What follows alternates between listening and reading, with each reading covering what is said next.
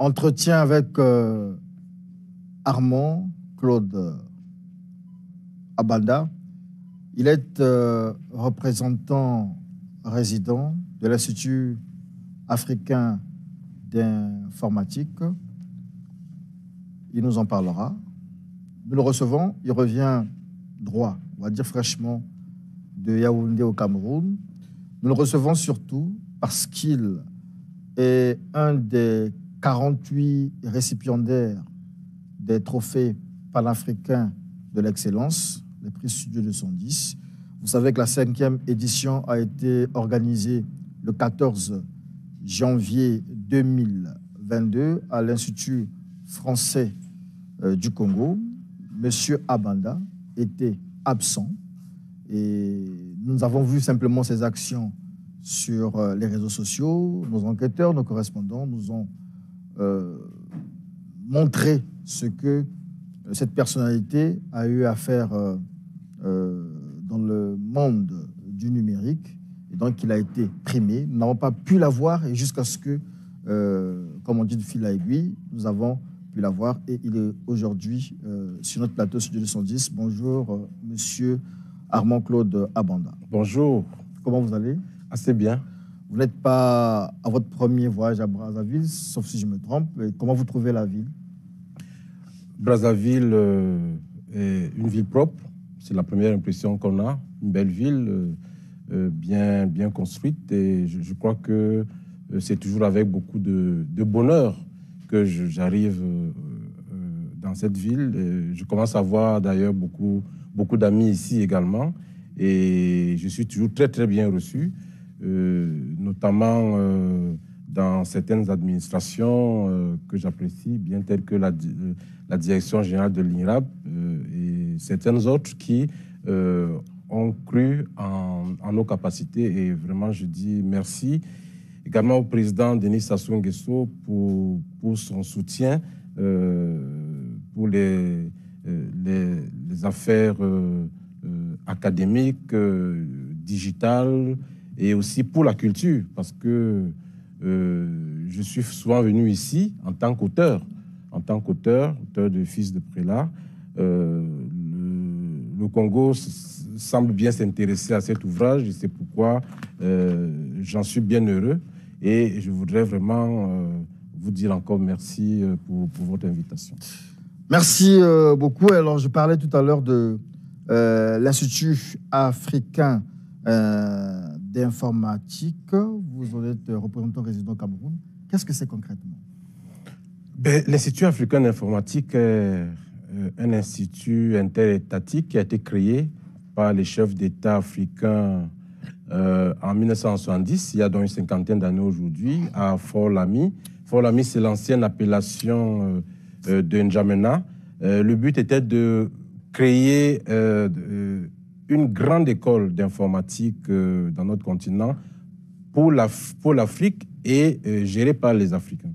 Et au fil des années, donc, cet institut a fait ses preuves parce que la plupart des grands informaticiens africains sont diplômés de l'IAI. Et puis après un moment, il a été décidé de créer des représentations nationales pour permettre aux pays membres de pouvoir profiter pleinement du label de l'IAI. Et aujourd'hui, nous avons l'IAI Cameroun dans l'ordre de création, l'IAI Niger, l'IAI Togo et d'autres représentations également sont en cours de création. Évidemment, l'objectif est qu'à cette ère du digital, que nous puissions, que l'Afrique puisse effectivement bénéficier de cet avantage-là, de cette informatisation, de cet arrimage à la modernité. Et nous avons eu la chance au niveau du Cameroun que notre président, le président Paul Biya, s'est montré un véritable visionnaire. Visionnaire dans le sens qu'il a,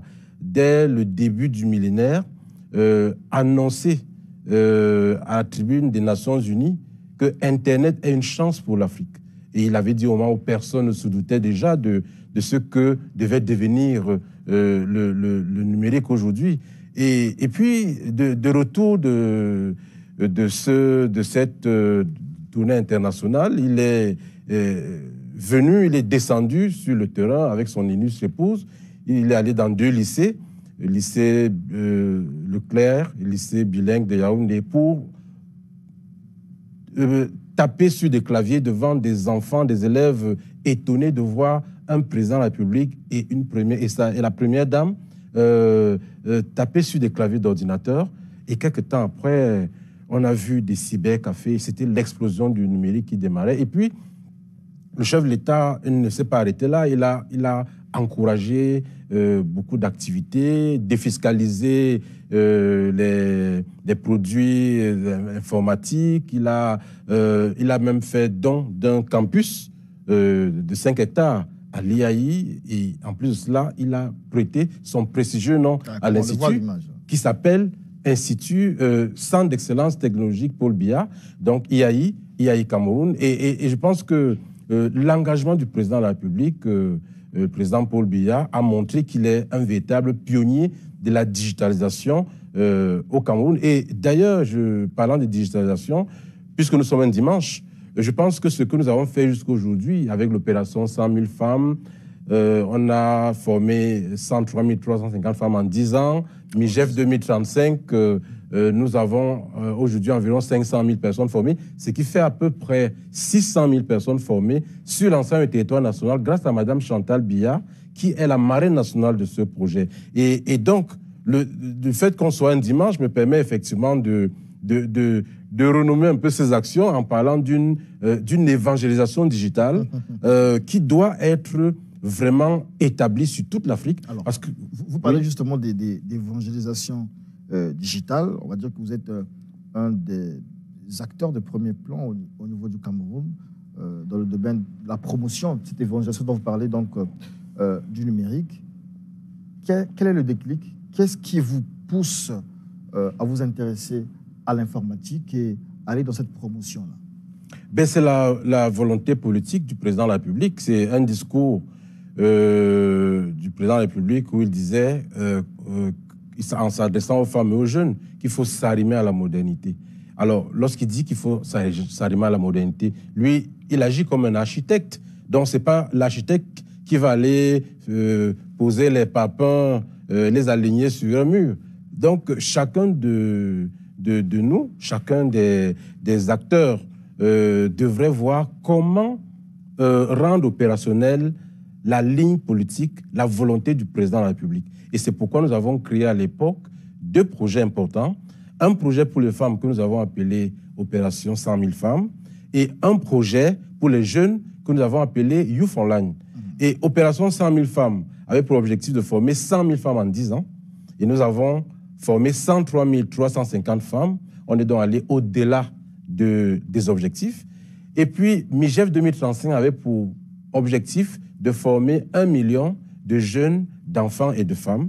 Et nous avons, aujourd'hui, nous sommes à presque 500 000 personnes formées. Donc, avec l'opération 100 000 femmes, nous sommes, grâce à Mme Chantal Biya, à 600 000 personnes formées sur l'ensemble du territoire national. Et je pense que vraiment, c'est quelque chose c'est une action qui fait que nous avons vraiment tout le temps envie de dire merci à Mme Chantal Biya qui nous a soutenus de bout en bout. Parce que chaque fois que nous avons des remises d'attestation partout, elle suit, elle attend les comptes rendus, elle attend les photos. Et évidemment, cela montre qu'elle est auprès de son illustre époux un véritable levier pour cette évangélisation digitale de toutes les couches de la population et surtout les couches dites défavorisées. Parce qu'il faut dire que la première dame insiste beaucoup sur ces couches dites défavorisées. Les pygmées, les sourds-muets, tout récemment, elle avait demandé et nous avait instruit d'aller former 200 sourds-muets en Kolmebanga. C'est ce que nous avons fait. Kolmebanga, c'est une ville pas loin de Yaoundé dans le département de la Léquié. Et donc, ce sont des sœurs religieuses, en fait, qui encadrent ces enfants. Et évidemment, ils sont devenus aujourd'hui androïdes. Parce que comme on n'avait pas de technologie pour former les sourds-muets, nous avons entrepris de former les encadreurs de ces sourds-muets pendant 2 mois à l'IAI. Ils sont donc repartis en Kolmebanga former les sourds-muets. Aujourd'hui, ces jeunes garçons et filles sont extrêmement doués. Et on se rend compte que l'action de la première dame a été vraiment une action forte pour ces enfants qui a éclairé leur vie, tout comme elle le fait avec d'autres enfants vraiment d'autres couches dites défavorisées. Et il y a des pygmées aussi que nous avons formés dans leur milieu naturel, dans la forêt, avec un groupe électrogène. Et tout ça, ça fait que les populations camerounaises, même des couches, même des zones les plus reculées, ne se sentent pas en marge de cette modernité dont on a besoin. D'ailleurs, il faut dire que il faut beaucoup encourager les formations de masse. Parce qu'en réalité, si nous voulons assurer une bonne digitalisation de nos administrations, il faut que l'ensemble des usagers, l'ensemble des personnes qui travaillent dans l'administration sachent utiliser l'outil informatique. Regardez, tenez par exemple, le ministère des Finances a fait en sorte que l'ensemble des directions générales de ce ministère puissent vraiment digitaliser leur système d'information, leur processus. Je prends l'exemple de la Direction générale des impôts qui a permis aujourd'hui de télédéclarer les impôts à partir d'un clic. Alors, avant, lorsque vous vouliez télédéclarer les impôts, lorsque vous vouliez déclarer les impôts, vous aviez toute une paperasse que vous ameniez dans les agences des impôts. Et évidemment, cela fait dépenser de l'argent de carburant ou l'argent de taxi, de l'énergie, du temps, et même la corruption. Parce qu'en fait, la corruption naît du contact entre l'agent public et l'usager. Donc, avec la télédéclaration des impôts, il n'y a plus de corruption. Et donc, vous avez vos impôts à déclarer de votre bureau. Avec un clic, vous télédéclarez. Et c'est pareil dans les douanes, c'est pareil dans toutes les administrations. Mais si donc les populations ne savent pas utiliser l'outil informatique, mais tous ces efforts ne serviront à rien. Il faut donc que, pour les pays africains, cette évangélisation digitale des masses devienne une priorité. C'est-à-dire que même ceux qui sont dans les villages, aujourd'hui, même nos grands-mères ont des téléphones Android. Donc, ils ont donc la possibilité de ne pas être déconnectés, n'est-ce pas, de ce qui se passe dans le monde. Par exemple, une maman qui est au village, une grand-mère qui est au village, qui a peut-être 2 tonnes de plantains, 1 tonne de tomates qui a produit dans 2 ou 3 mois. Quand elle est dans les réseaux sociaux, elle peut envoyer ce message 2 à 3 mois avant sa production et elle aura certainement des personnes qui viendront acheter ces produits au prix fort. Mais si elle n'est pas dans ces réseaux sociaux, elle sera obligée de transporter ce matériel en ville. Et les premiers jours, elle va peut-être vendre à un certain prix, mais dès que le temps est passé, ces produits qui sont essentiellement périssables vont commencer à les inquiéter. Et ce sera la perte. Et vont vendre à vil prix. Donc, ce sera la perte. Donc, en réalité, vraiment, le digital aujourd'hui est une chance pour l'Afrique. Nous devons vraiment tenir cette donnée-là. Vraiment, évitons de faire fine bouche, parce qu'en réalité, tout le monde, je dis bien tout le monde, devrait être arrimé à la modernité. Au moins avoir cette éducation digitale qui, n'importe comment, doit servir dans tous les secteurs. Regardez par exemple les médecins qui utilisent les scanners. La télémédecine. Même pas, tout le matériel médical qui arrive est, on va dire, est mis en place, est fabriqué dans un domaine avec les conditions du numérique, n'est-ce pas? C'est-à-dire qu'en fait, un médecin qui n'a pas la culture digitale ne saura pas utiliser ce matériel. Ça n'arrivera pas à l'ère du temps. Ah oui, parce qu'effectivement, il ne s'est pas formé, il n'a pas la connaissance vraiment du digital. Et cela va faire qu'il soit toujours obligé de faire venir des techniciens de l'extérieur. Et à un moment donné, le temps de faire venir ces techniciens, avec ce que cela comporte comme contrainte financière, ce ne sera pas toujours évident. Voilà, merci. Vous avez compris qu'il est difficile d'arrêter M. Armand Claude Abanda lorsqu'il parle du numérique. Il faudra que c'est un passionné de la chose. Et au Cameroun, il s'est illustré dans ce sens-là. Et la culture, c'est cette gouvernance numérique, mais c'est aussi la littérature. Monsieur Claude Abanda Armand Claude Abanda est un homme de lettres. Il est auteur d'un roman, Fils de prélat, qui m'a été offert aussi. Et par la même occasion, monsieur Armand Claude Abanda, je vais vous donner, c'est pas moi qui vous les offre en fait, c'est monsieur Eugène Ruffin Bouya. Il est à Pointe-Noire, c'est le directeur général du guichet unique des opérations transfrontalières, mais il est aussi président du Forum numérique. Il avait bien voulu, lorsque je lui ai parlé de votre arrivée ici, qu'il y ait contact, mais comme ça n'a pas pu se faire, il vous a envoyé, vous a fait parvenir ces 2 livres, Transformation digitale, opportunités et menaces. Voilà, c'est signé Eugène Ruffin Bouya. D'accord, merci beaucoup. Et il y a aussi ces livres sous la coordination justement d'Eugène Ruffin Bouya et Kodjo Ndokuma Adjaï, dématérialisation et gouvernance électronique. Okay. Merci beaucoup. Alors, ce n'est pas tout, on va peut-être se lever. Pour vous remettre, on va dire en différé certainement, votre, ici, dans le cadre des prix Sud 210, Trophée panafricain de l'excellence, 5e édition, le prix Panafrica Elite en Leadership a été décerné à M. Armand Claude Abanda pour l'impact de ses actions et son engagement pour la bonne gouvernance et la culture du numérique au Cameroun. C'était fait le 14 janvier 2022.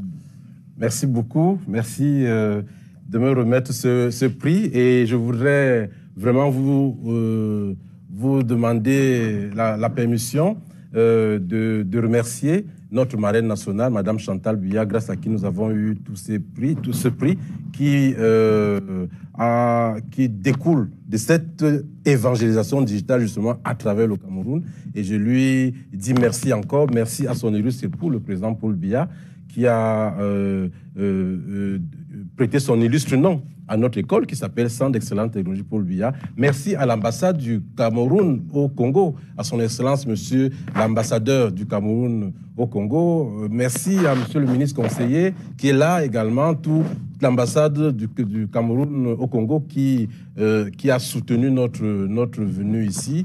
Et vraiment, merci encore une fois au président Denis Sassou Nguesso pour le travail immense qu'il est en train de mettre en place pour les réformes économiques, parce que si les économies ne sont pas réformées, cela va être difficile qu'on avance à l'aide du temps. Merci infiniment. Je vous en prie. Et ça, c'est voilà, on applaudit quand même, ça se passe... il y a le drapeau du Cameroun aussi, voilà. Merci beaucoup. On vous couvre du drapeau du Cameroun. Merci. Voilà, c'est par justement cet acte symbolique que nous mettons fin à l'entretien avec M. Armand Claude Abanda, récipiendaire. Vous pouvez venir aider le monsieur le représentant. Voilà. C'est le ministre conseiller, voilà. Rapidement, nous allons clore avec ce passage pour recevoir Maître futur Sacré-Cœur Waka.